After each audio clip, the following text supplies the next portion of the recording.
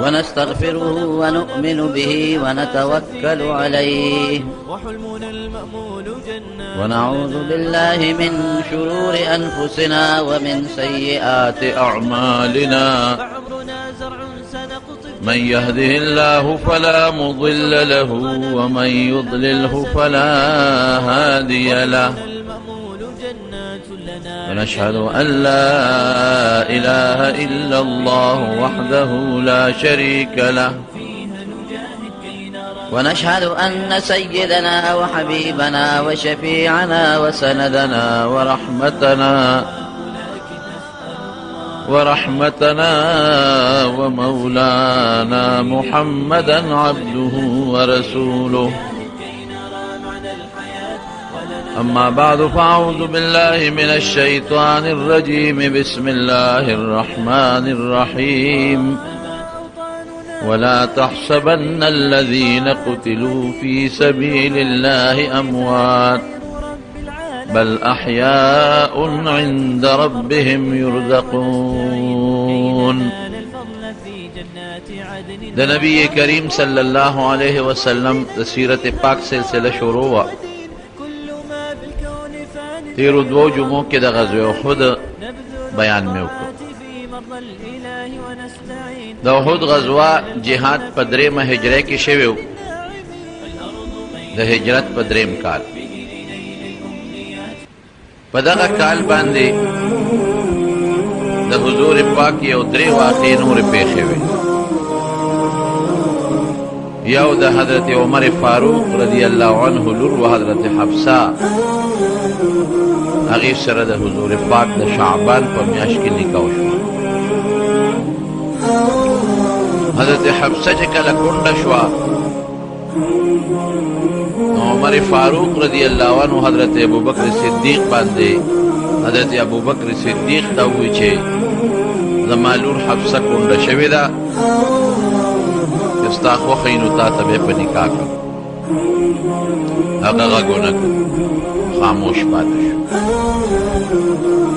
حضرت عمر فاروق رضی اللہ عنہ وی چې زما زړه کې د ابوبکر نه ګیله پیدا شوه چې یا به دې قبوله کړې وه ها به دې کړي او که دې نه قبلوله نو ویلې به دې چې زه نه کوم دا خفګان خبره نه ده نو ته چپ پاتې شوې د دې تمه کې وساتله دوه درې ورځې پسې حضرت عثمان رضی الله عنه ته وویل چې زما لور حفصه کونډه شوې ده که ستا خوښي تا ته په نکاح کوم هغه وی چې عمر ډیره خبره ده خو دې وخت کې زما واده ته او نکاح ته حاجت نشته حضرت عمر وی عثمان ته غصه نه ومه ټیک ته یو انسان نه نکاح نه کوي واده نه کوي او صفا وی چې نه کوم واده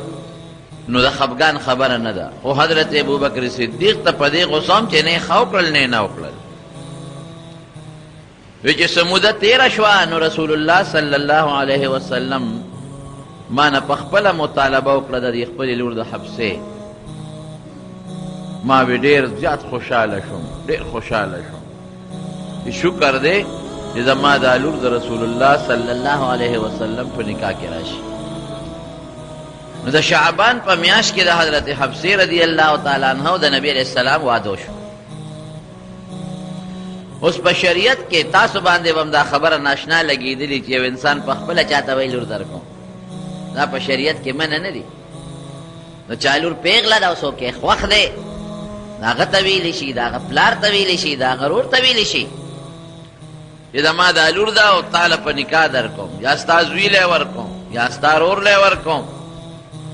لیکن زمونږ په وطن کې کرې داسې لوبه وکړي زمونږ رواج غلط دی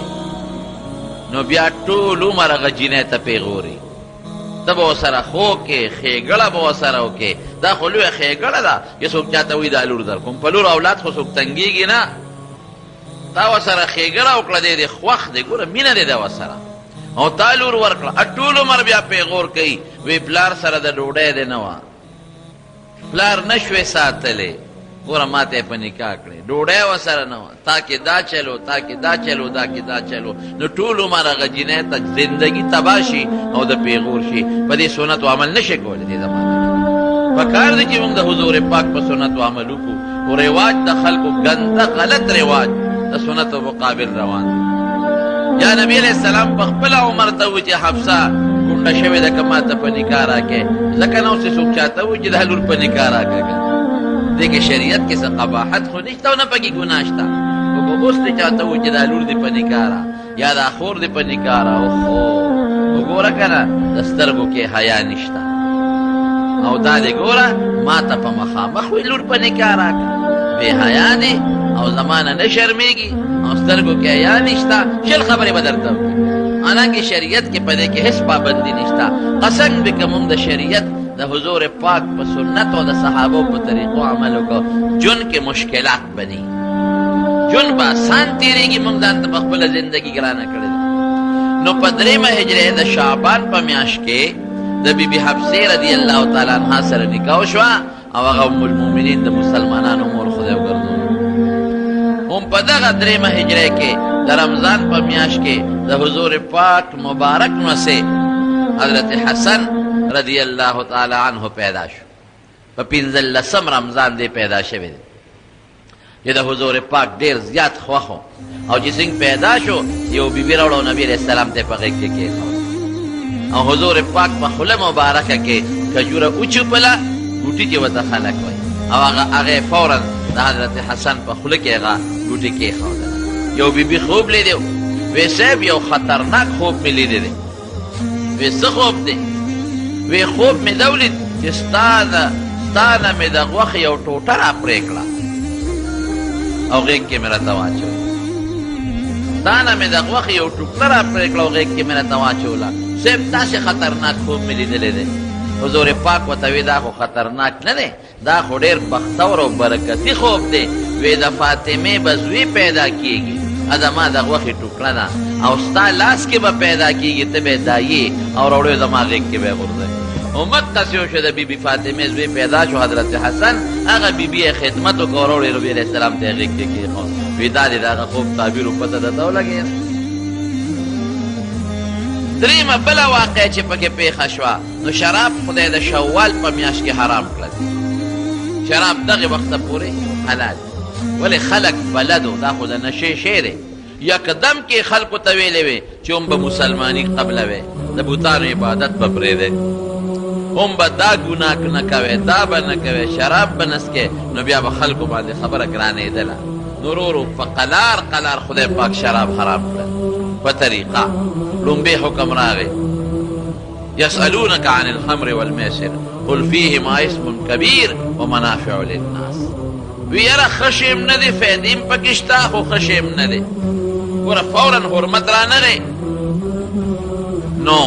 بعضې چې هوښیار صحابه و مشران هغوی وی چې فایدې پکې شته او نقصانات هم دي، راشه ځان تې ساته. نو بعضې صحابو ته ځان وساته. بیا دویم حکم راغی، یا ایها الذین آمنوا لا تقربوا الصلاة وانتم سکارا، چې کله مونځ کوئ شراب به نه څکئ. نو بیا بعضې صحابه وی چې که دا ښه وي نو بیا به د مانځه په وخت کې به مونږ ولې حرامېدل، نو نور هم تې ځان وساته. نو د هغې نه پس بل حکم راغی، انما الانصاب والازلام څنګه دی خمر والمیسر رستو راځي رجس من عمل الشیطان فاجتنبوه، بس حرام شو. نو په شوال 3 هجرې کې دا حکم راغی چې حرام شو. نو صحابه خو به فوراً عمل کو. حضرت انس وی ما خپلو ترونو ته او خپلو مشرانو ته شراب اچول، همې پسکل او فضیخ ورته وی، فضیخ په دوات سره دا د کچو کجورو شرابي او قیمتي شرابي. وی په مدینه منوره کې په دغه زمانه کې د کجورو شراب به میلاوېدل. وی هغه مې پسکل. وی دی کې یو سړي اواز وکړو چې ای خلکه شراب حرام شوي دي. بس خمر ورته وی شراب حرام. وی چې د مدینې کوڅې د اوبو د شرابو نه ډکې وې، خلکو چاټې واړولې او د مدینې په کوڅو کې د دې شرابو داسې لختي بېدل. او یې ما ته هغه ترونو یې ورشه د اواز د څه دی؟ وی چې راووتم مې چې شراب حرام شو. ای بس لاندې لوښي وغورځول. وی چې دا چاټۍ واړوه، چاټۍ مې واړولې. هلته یو جومات دی د احد په لاره کې راځي، مسجد فضیخ ورته وایي، چې کوم ځای کې دا حکم هغې واورېد او هغه شراب یې توی کړل نو په هغه د یو جومات جوړ شوی د مسجد فضیح ته. دا د درېیمې هجرې د حضور پاک مبارک واقعات. په څلورمه هجرې کې چې څلورمه هجري شروع شوه نو یو څو عظیم واقعات پیښ شوي دي. هسې خو لوی تاریخ د ټول درته نه وی، بعضې چیده چیده غټې غټې خبرې درته کوم. یو کافر خالد ابن سفیان، خالد ابن سفیان یو ظالم کافر هغه به د پیغمبر علیه السلام خلاف راپېګنډې کوله او حضور پاک پسې به یې سپکې وې او بد به یې وې او چې د نبي علیه السلام نوم به یې ډېر په بد واغېشته. اوس هم د چا سره روانئ نو په هر مجلس کې سپکه وی. نو دې خالد ابن سفیان به په هر مجلس کې د نبي علیه السلام بد وې سپکه به یې وې او حضور پاک ته به هغه خبرې را رسېدلې. ډېر زیات نبی علیه السلام پې خفه و چې سپېره مام باندې اسلام نه راوړې او مسلمانېږې نه نو سپکې ولې وې. او بیا د دې د پاسه هغه یو لښکر تیار کړ د خپل قوم او ویزو په مدینه حمله کو او کنزل به یې کول د نبي علیه السلام مبارک په شان کې. یزو په مدینه باندې حمله کو نو حضور پاک ته چا وی چې هغه سپېره چې تا پسې کنزل کوي او په هر مجلس کې دې سپکه وی په مدینه حمله کوي. نو نبی علیہ السلام وی یاره څوک به داسې پیدا شي چې لاړ شي او دې مردار کې او دا سر ته پرېږي په مدینه څه لپاره حمله کې ته پرېشه او خپل دین دې پیشه ما سره څه ظلم کې. نو یو صحابي پاسید حضرت عبدالله ابن انیس رضی الله عنه هغه وی د الله رسوله ما ته دعوا وکړه لاړم ورپسې. صحابو کې ډېره زبردسته بهادري وه، بهادر خلک او د هغوی سوچ هم دقه و چې ځکه سړی مې مړ که غازي بشم او که زه مړ شم شهید بشم. او د شهادت خو قرآن شریف کې او په احادیثو کې ډېر بې فضیلت راغلی دی. وی صاحب دوا کوه ورغلم پې وی ځه الله دې مدد وکړه چې حضور پاک چاته مخ مخ دعا وکړي چې الله دې مدد وکړه هغې کې بیا د رد کېدو سي. دې وی لاړم د هغه خالد ابن سفیان علاقې ته. اوس یو صحابي چې ورځي څونه ګران کار دی یوازې چې ورځي او هغه په دې سوچ کې لګیا دی چې لښکر تیاری او په مدینه د حملې کوشش کوي. د ګیر چاپېره قبیلو نه علاقو نه بانډو نه خلک راغونډېږي چې موږ په مدینه باندې حمله کوو. وی بس غلې غوندې څه طریقه مې جوړه کړه او ځان مې ورورسو. وی چې ورورسو چې ټس مې ورکه سر مې دی او رامنډه مې کړې چې سر مې دی و او سر مې ونیوه په لاس کې سر مې م راونیوه او رامنډه مې کړې. وی چې رامنډه مې کړې خلک راپسې دی زمونږ مشر زمونږ سردار چا مړ که او سر یې م ترې وړه. وی د اخو غرونه دي غونډی دي یو غونډی شاته تاو شوم یو غار و پکې په هغه غار ورننوتم چې په غار ورننوتمه الله ورسره اوس مدد کوي. حضور پاک دعا کړې ده چې خدای دې مدد وکړه. د غار په خوله کې فوراً جولاګې راغې او جالې پکې جوړې کړې لکه څنګه چې نبي علیه السلام هجرت کو او د غار ثور په خوله کې خدای بوټې زرغون کو جولاګي پکې جاله واچوله. فوراً جولاګي راغې او جالې پکې جوړه کړه. خلک منډې ترړې وي هلکه سړی څه شو وي دې غونډی شاته تاو شو چې ګوري نشته. وی هلکه دې غار کې وی چې وی کتل وار شو که دې غار کې ننوتېده د جولاګي دا جالې به نه روانېدې. دې کې خو بلا جالې د جولاګي یو جالم نه ده دا څنګه په دې ورننوته او د جولاګي جالې روانې نه شوې. نو هغې ته لاړل خواره شو یو خوا منډې وی بل خوا منډې وی. دا صحابي وی عبدالله ابن انیس رضی الله عنه وی دروازې به چته غار کې پټ ومه او د شپې به مې مزل کو. دروازې به بیا چته غار کې پټ شومه او د شپې به مې مزل کو او حضور پاک مبارک ته الله اطلاع ورکړه. صحابو ته ووی وی هغه خالد ابن سفیان ظالم چې ما پسې کنځلې کوي او پراپیګنډې کوي او د مدینې خلاف لښکر جوړوي وی هغه مردار که مړی که سر یې ترې پرېږده. هلته په مدینه شریفه کې حضور پاک صحابو له اطلاع ورکړه او دې صاحب وی دروازې به مې ځان چته غار کې پټو پټو کې لختو کې به پټومه او د ده سره م را سره دی اوس د دې مردار او وی دا شپې به مې مزل کو. راغې مدینې منورې ته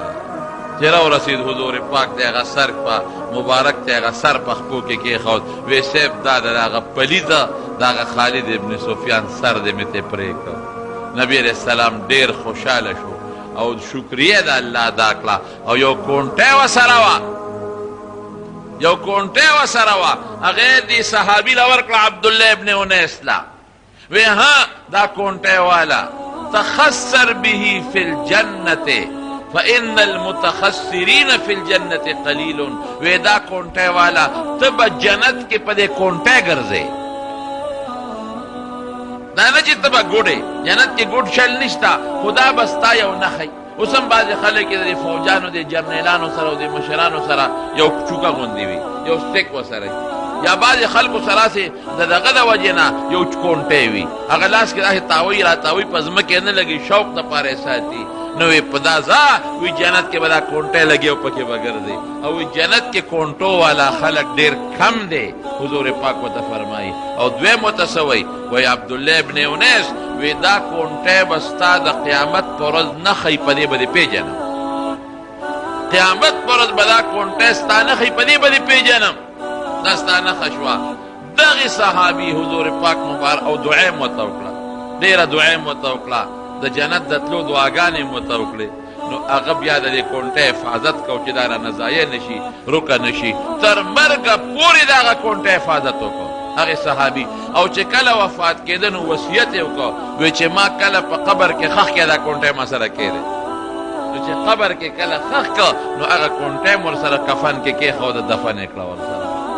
دا یو واقع پیښه شوه ګوره تاسو ته خپله اندازه ولګېده چې د صحابو بادري څومره وه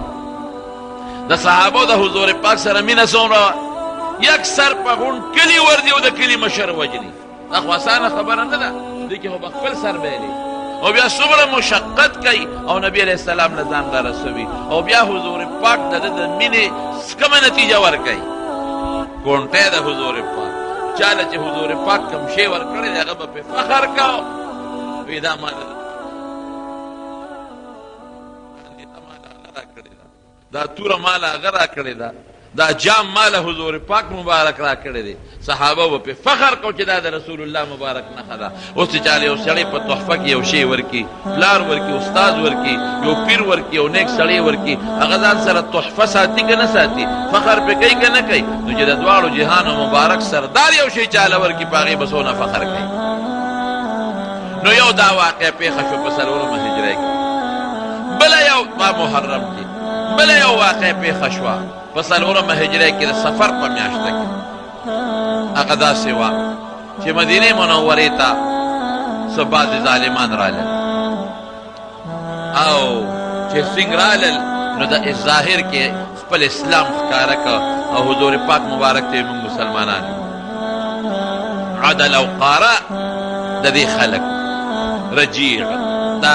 گیر چاپیرا د مکې او د مدینې په منځ کې بعضې خلک اوسېدل قبایلي خلک و بدماشان اجرتي قاتلان دا ځای په ځای خوارو او غله ډاکوانو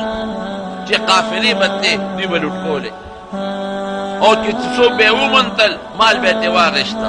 او چې چاته به هم د کرۍ د قاتل ضرورت و نو به دوی له به یې پیسې ورکړې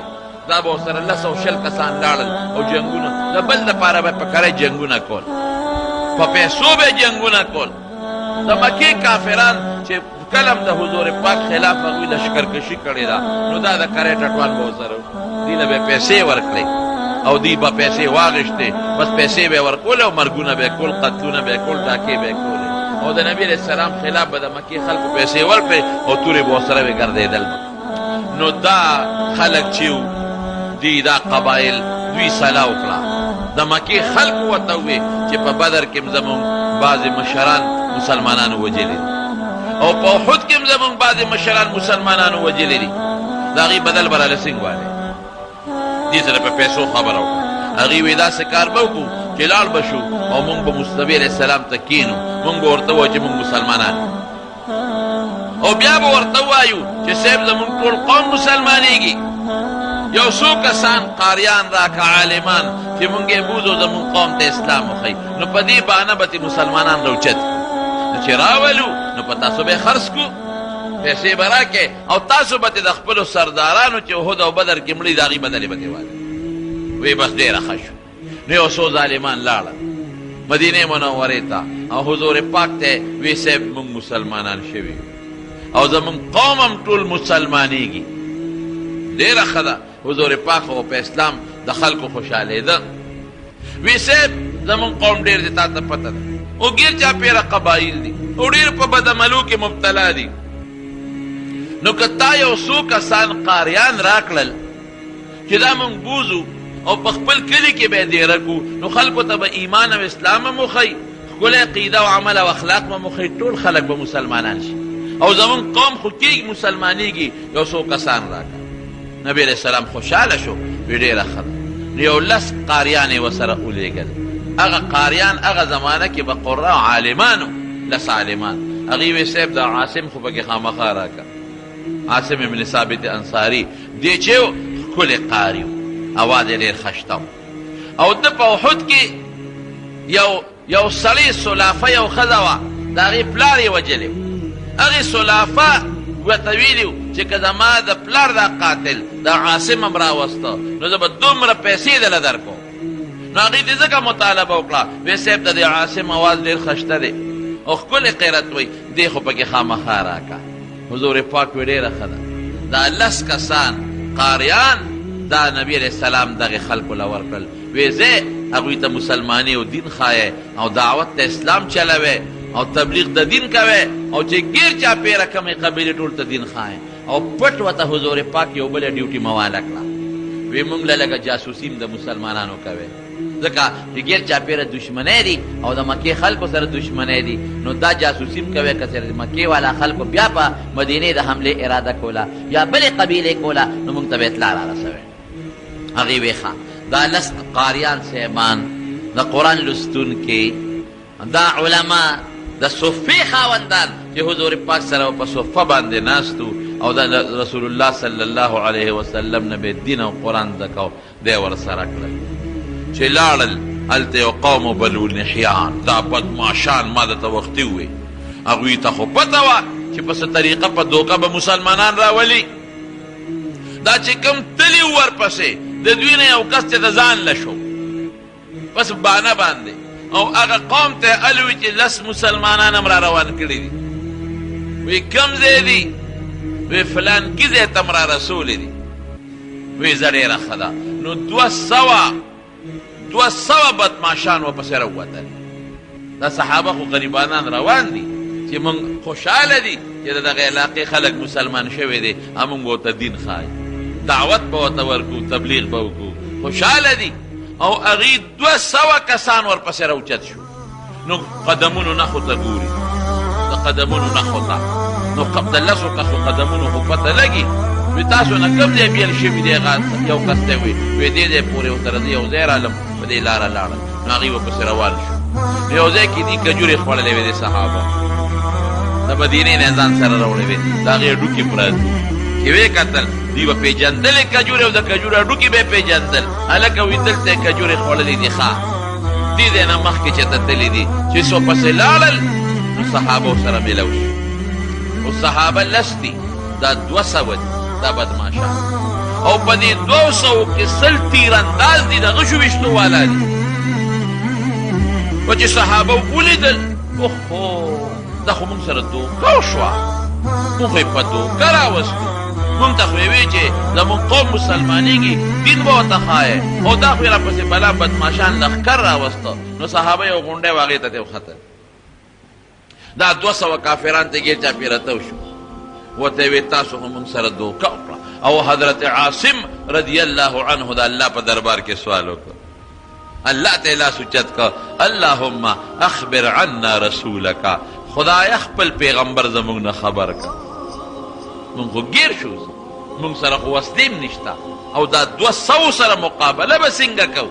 اللهم اخبر عنا رسولک، اے خدایا زموږ نه خپل پیغمبر خبر کا. بس نبی علیہ السلام مبارک دقسې په جومات کې ناستو او په سترګو مخې بدل شو او سترګو نه اوښکې وبهېدلې. صحابه وی څه چل دی د الله رسوله؟ وی عاصم او د هغې ملګرو سره دوکه وشو. اوس جبریل راغی ماته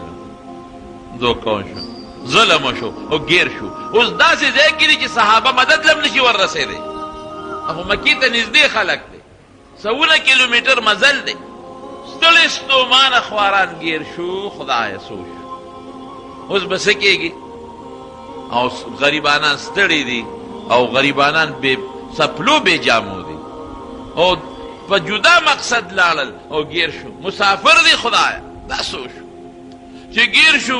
دا دعا وکړه هغه خدای قبول کړه حضور پاک ته خو اطلاع را رسېدله د کافر ورته سوې هلکه وایي مونږ خو ستاسو استقبال له راغلي راکوشې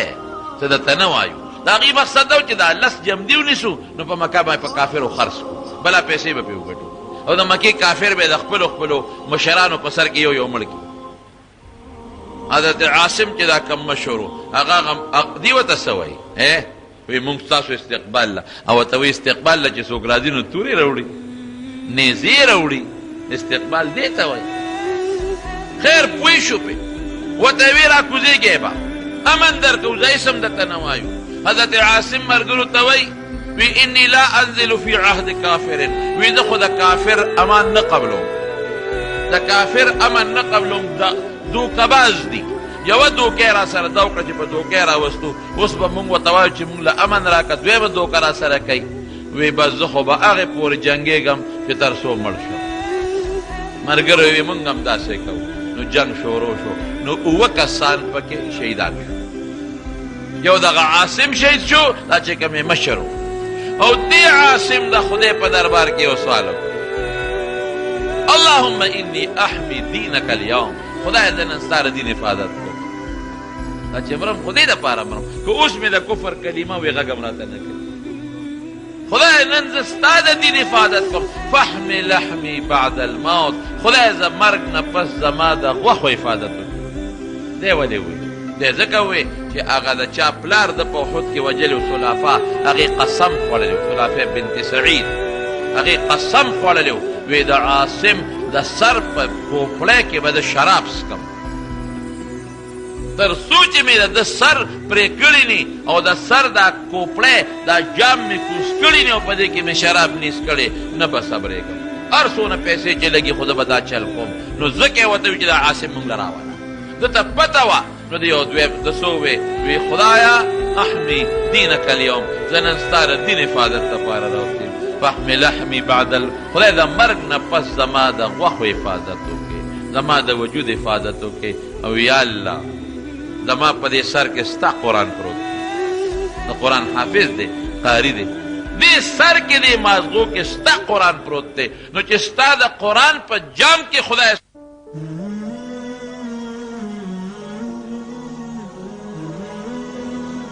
دا به خدای زما بیزتی وي ستا د قرآن به بیزتی وي نو خدای زما د دې سر حفاظت الله دعا قبوله کړه صحابه دعا خدای پاک قبلوي شهید شو اوه کسان خو شهیدان شو چې څنګه شهیدان شو نو او درې کسان حضرت خبیب رضی الله عنه ابن عدی حضرت زید ابن دسنه رضی الله عنه او عبدالله ابن طارق رضی الله عنه دا درې کسان هغې وی زه یاره ځان سله وجنو که چې ته امن یې راکړو جمدي بچ شو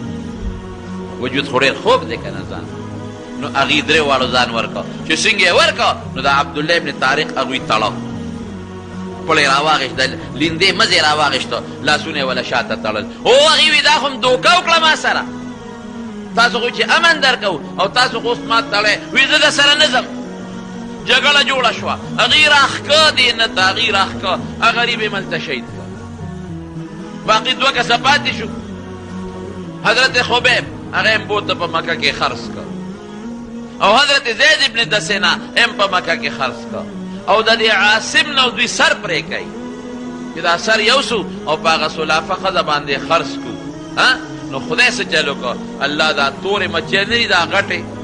دا په دغه کې چې ځنګلونو کې دا غټې تورې مچۍ وي دا خطرناکې ارالې او په دې لاشونو د پاسه ګرځېدې په دې اتو واړو لاشونو داسې پې ګرځېدې چې بنګار دی نو مچوله څوک راتلی شي نو خلکو ویله که داسې به وکړو چې دا سرونه به ترې پرې کوو د دې عاصم نه به هم پرې کوو نور خو د شپې ځکه چې اوس خو مچۍ دي او د شپې خو مچۍ خپلې جالې ته ځي بیا خپل ګبیل نه ځي نو د شپې چې دا مچۍ لر شي نو بیا به راشو دا سرونه به ترې پرېږدو نو په مکه کې به یې خرڅ کړو چې دا ستاسو د پلارانو قاتلان دي الله څه چل وکړو د ماښام نه خدای باران شروع د شپې باران وشو داسې باران پروردګار وکړو داسې باران داسې شیبې باران چې د هغه لاشونه داسې غیب کړل چې تر ننه پورې پته ونه لګېده چې د هغه اتو صحابو لاشونه کوم طرف ته راغله. دې له خدای قدرت ورنه کړه په دې باندې چې د مسلمانانو اثرونه پرې کړي او پرې خرڅې کړي. دوه کسان چې مکې ته یې بوتلل خرڅې کړل، حضرت زید ابن دسینا رضی الله عنه دا چا واغشته؟ دا د امیه بچو واغشته، صفوان ابن امیه، ځکه د امیه مردار کړی وجلی یو هغه واغشته. او بس هغې خو ورته صبر ونه کو او نیغې د مکې مکرمې د حدودو نه بار اویست، تنعیم ورته وایي چې کوم ځای کې مسجد عایشه دی او خلک د هغې نه اوس هم د عمرې نیت کوي.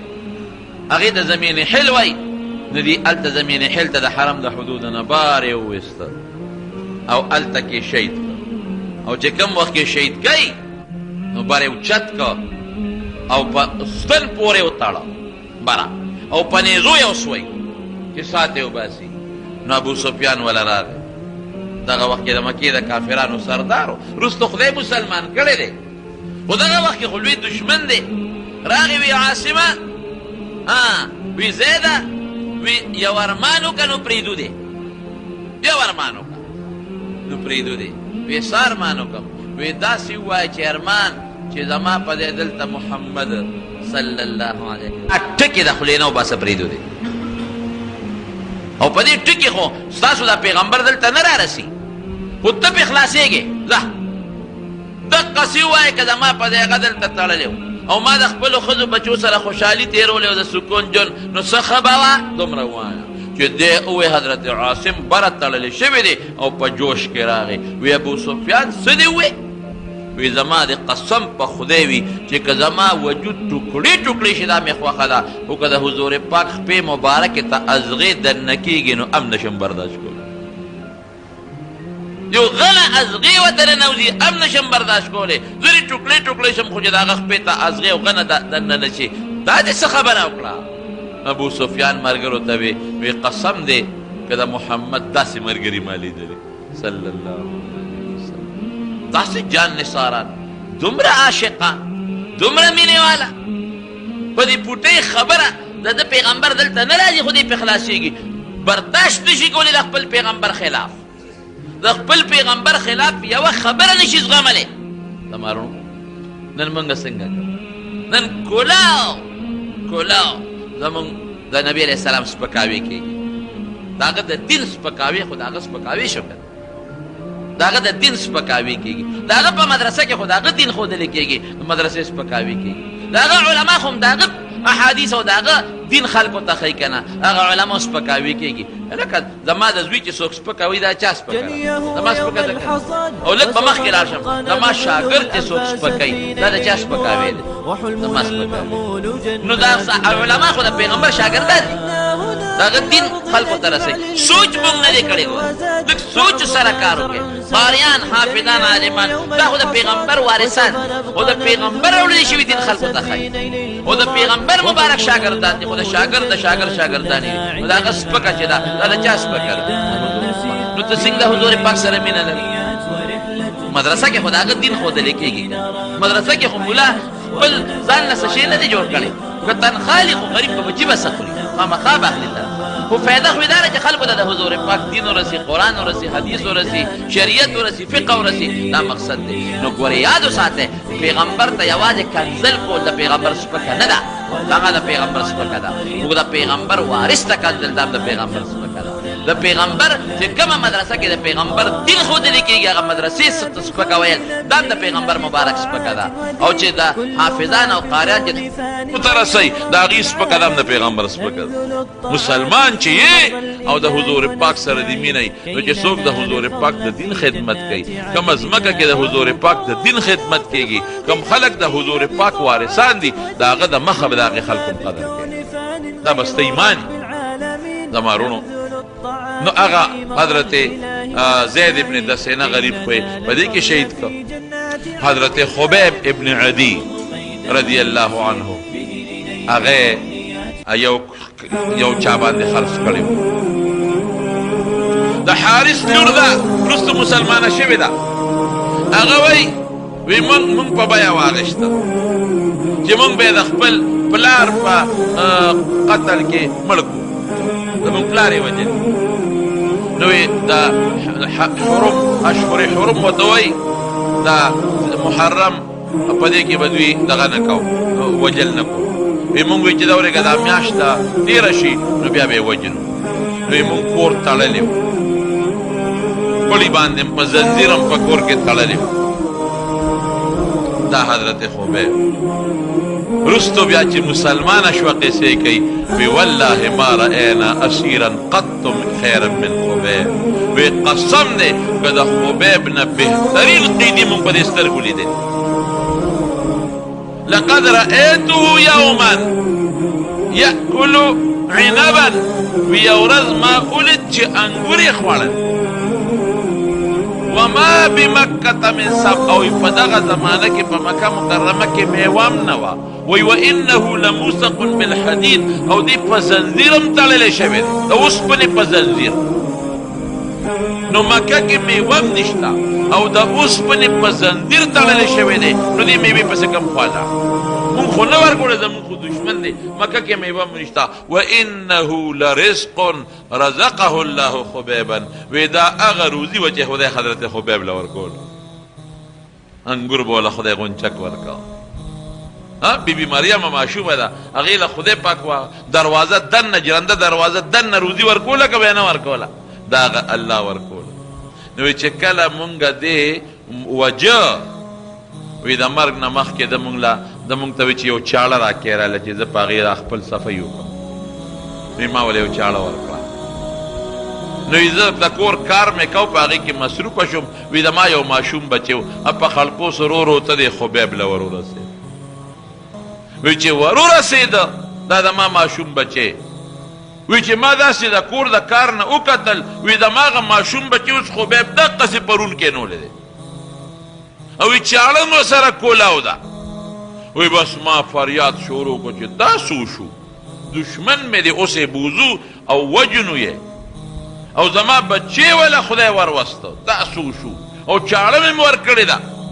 چې به دې په خپل سنت والي او دا زما ماشوم ورغی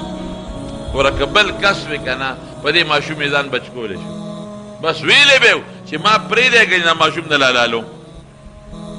ما پرېږدی یو ځای ته رسم چې زه په امن شم ماشوم به درته کښېنوم راشئ بیا بوځئ لیکن هغه خبیب چې ورته سینګ وکتل دې ښځې ته ښځې ته څه وایي وایي مه یارېږه پریشانه نه شي هېڅ فکر مه کوه راشه دا خپل بچی دی واله مونږ ته خپل پیغمبر د ماشومانو د مینې تعلیم را کړی دی د کافر د بچی سره به مینه کې محبت پکې ظلم نه کوم راشه دا ماشوم دی واله وی خپل بچی راله راکړه وی بوم ته تنعیم ته مو رسو د حرم د ځمکې نه بار وویسته وی چې مو وویسته نو وی مونږه وی ده راته وی چې ماله یو ټیم راکې 2 رکعته نفل نو وی 2 رکعته نفل یې وکړل خو لږ زر زر یې وکړل وی بیا وی چې افسوس تاسو زړه کې دا تېرېږي چې دې ځان له ژوند زیاتوي دا نفلونه کوي ځان له وخت زیاتوي که دا خبره نه وي نو ما به دا مونځ ډېر اوږد کړی وي ډېر اوږد به مې کړی خو تاسو به وایئ چې دې د مرګه یېرېږي نو ځان له لږ مونځ اوږدوي وخت تېروي او بیا یو خیره ورته وکړه اللهم احصهم عددا او واقتلهم بددا ولا تبق منهم احدا خدایا دا قوم ټول هلاک کې خدای ته کم کې کمول دا چې پکې مړې کې او خدای زه په دې مردار کې خیر یې ورته وکړه نو بیا اوچت کړه نو د مرګ نه مخکې 2 رکعته نفل نو علما لیکي امام بخاري لیکلي وی دا یو طریقه اوس جوړه ده چې څوک وجني دله پکه یا 500 سزا پې وخېږي نو که وخت وسري نو 2 رکعته نفل دې مخکې وکړي دې زمین کې یو بله واقعه به وګورو د حضور پاک یو صحابي دی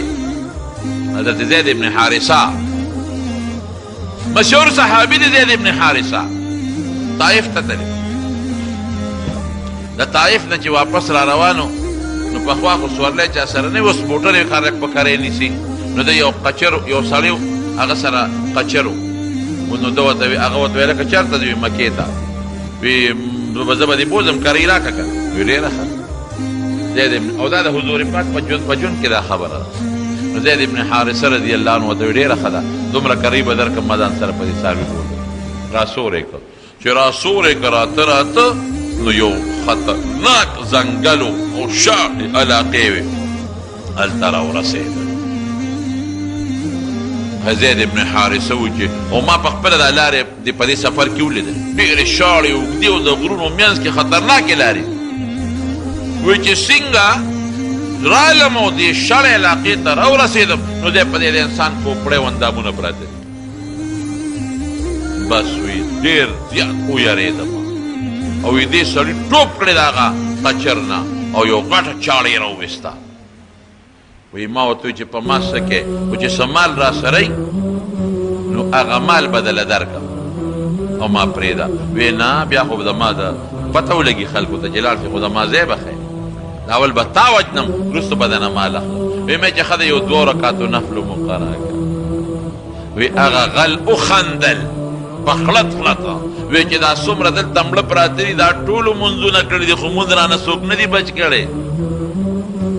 ځکه نه دا ستا مې یو ارمان دی زه وکړه دا مونځ دی. وی په مونځ څه پوهېدم یاره ده را باندې چې مانځه کې غزار کوي که څه چل کوي چې مونځ مې خلاص که ما وی یا ارحم الراحمین.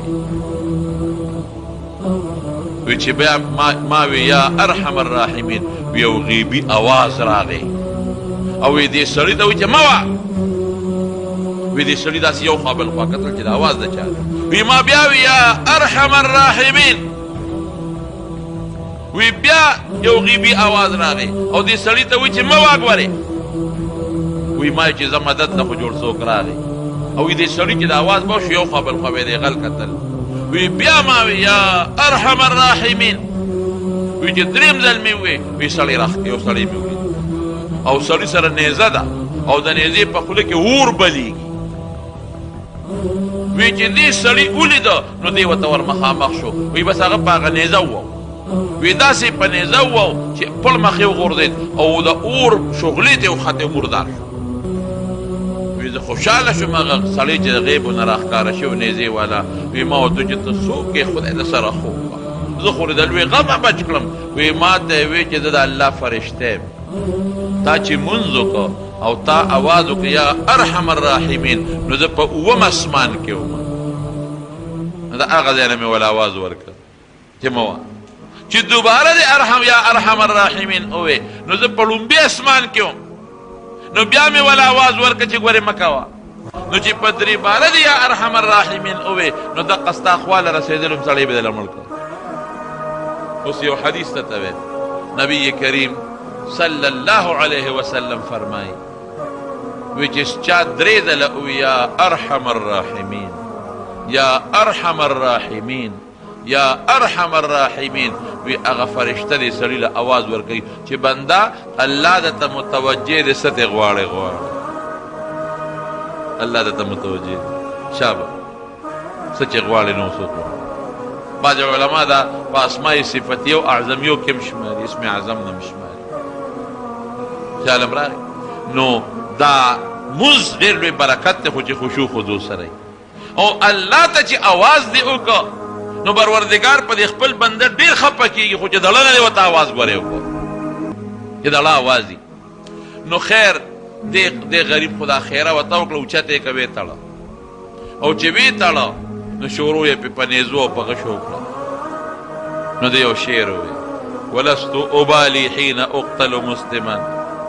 على اي شق كان لله مسرعي وذلك في ذات الاله وان يشاء يبارك على اوصال شلو الممزعي. بخاري شریف کې دا شعر شته په جلد ثانی کې. وی چې د خدای لار کې مرم د الله د رضا دپاره وی هېڅ پروا مې نشته او وی تو خدای وغواړي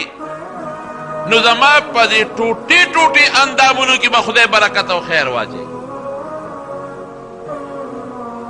چې مسلمان مرم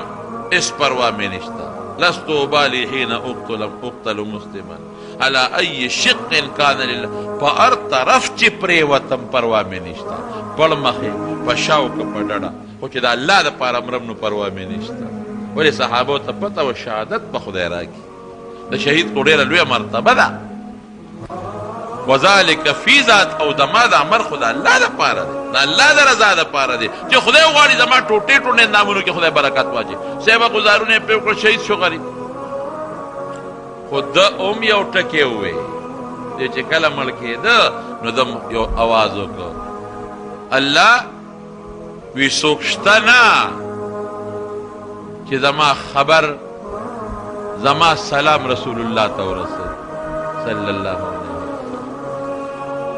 لیس احد یو کس نشته یبلغ مني السلام لرسول الله صلی الله علیه وسلم اللهم فبلغه مني السلام علامه عینی لیکلی دی په شرح د بخاري کې خدای زما سلام رسول الله مبارک ته ورسوي نو حضور پاک دقسې بیا په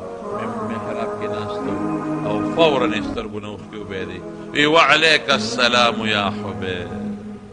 حبیبه پتا یې د الله یا خبیب پتا یې د الله سلام او صحابه ته چې خبیب شهید شو دی غریب خو شهید شو نو نبی علیہ السلام یو دو صحابه کرام لېږل یو حضرت زبیر رضی الله عنه یو حضرت مقداد وی لاړ شئ او خبیب به بره تړلي وجود یې راله راوړی خبیب به بره تړلي وجود یې راله راوړی دا هم لویه قرباني ده چې په دوه کسر هغوی غریبانان په اسونو باندې راغلل چې رالل د ده څلوېښت ورځې شوې وې چې دی بره بانډه و ګوره څلوېښت ورځې چې نورونو ته مارغان راځي هغوی به دې ته پرېښوده چې دا مارغان یې غوښې وتښتوي نور پې لږ اسخا به شي بوی به کوي مارغان به یې غوښې وتښتوي څلوېښت ورځې بره په نور تړلې شوې دي وجود یې همغسې تر و تازه دی او څلوېښت ګیر چاپېره ته څوکیداران دي چې څوک یې ونه تښتوي حضرت زبیر او حضرت مقداد وی چې مونږ رالو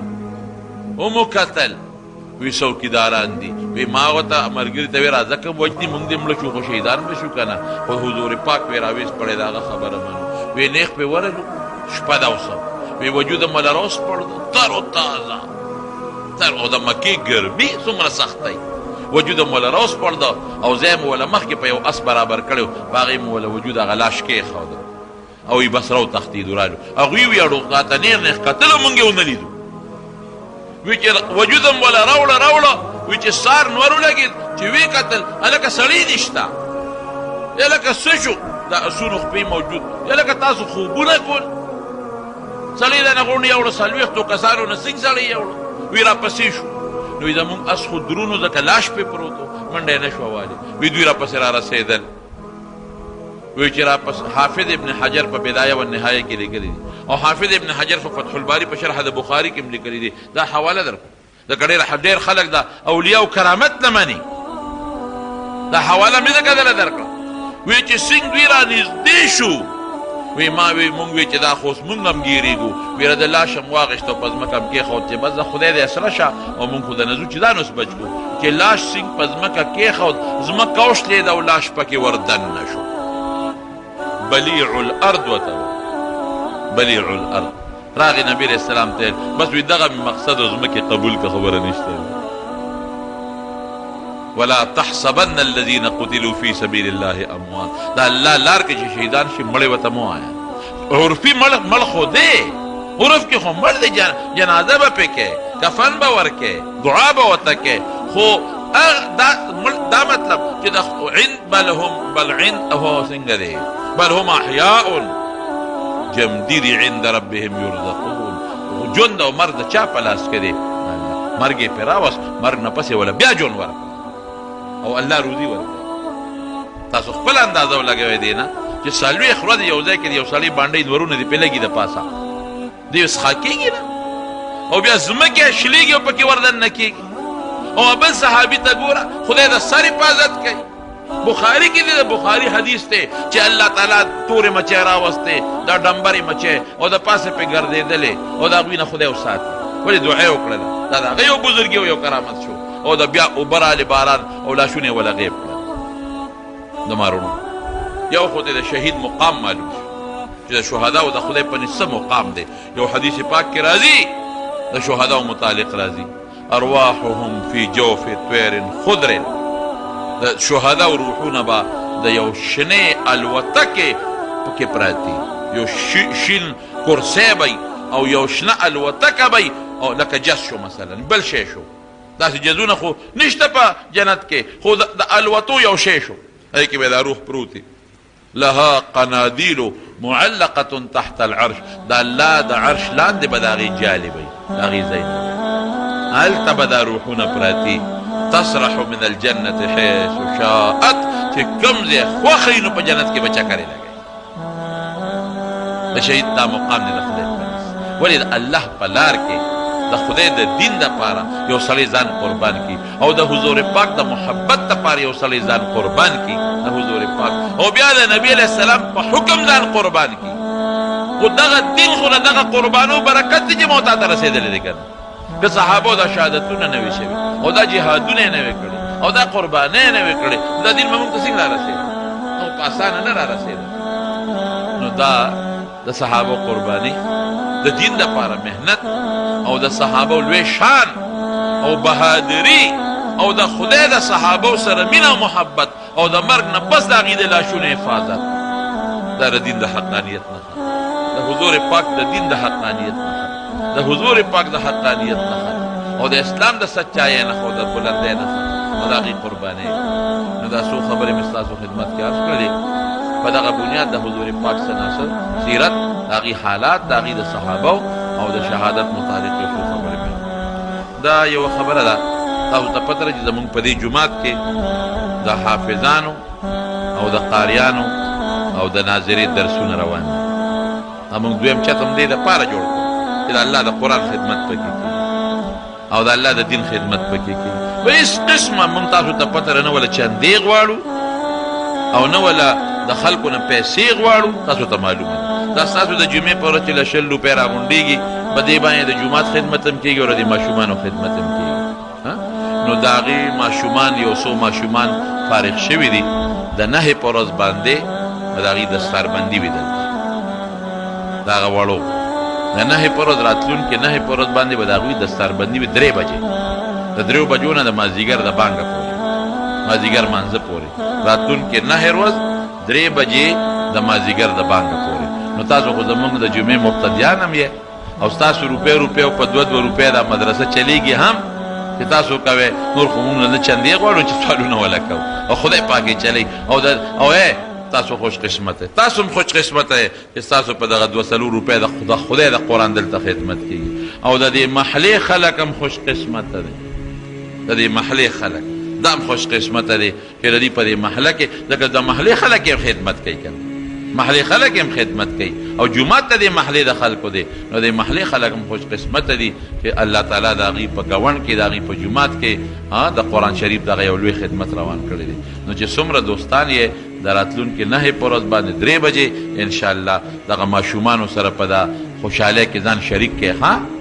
چې کوم کم د لرې ځای وي پېښور یو ځای بل ځای خیر دی هغوی خو تکلیف نه کوي خو چې کوم داسې د نږدې علاقې ملګري وي نو دا هغه ماشومان دي د قرآن خوشحالي یې ده نو که تاسو د هغه ماشومانو بچو سره د قرآن په دې خوشحالۍ کې ځان شریک کړه انشاءالله خدای به دله په هغې باندې اجر او ثواب درکړي ماشومان به خوشحاله شي او د قرآن د حالاتو نه به انشاءالله الذي څه ناڅه خبر شي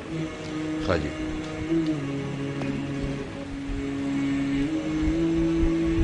دا زموږ یو ملګری دی او هغه د مردان دی زموږ دوست دی هغه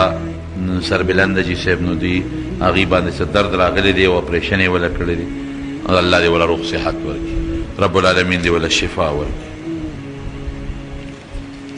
دې څه پریشاني ده او بیماري ده الله دې پریشاني په خوشحالۍ بدله کړي الله دې بیمارۍ له شفا ورکړي او دا پېښور کارخانو یو ملګري ټلیفون کړی